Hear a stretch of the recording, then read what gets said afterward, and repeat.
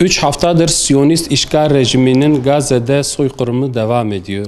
İşgal rejimi orada çocuk, küçük, yaşlı demeden her kesimden insanı orada katlediyor. Siyonist işgal rejiminin Gazze'de uyguladığı ambargo ve katliamlardan ötürü her kesimden vatandaşlarımız bize bağışta bulundular ve şu anda da bağışta bulunmaya devam ediyorlar. Bugün de bir ablamız kolundaki tüm 5 bileziği toplam 115 grama tekabül edecek kadar altınlarını bize teslim etti. Allah kendisinden razı olsun.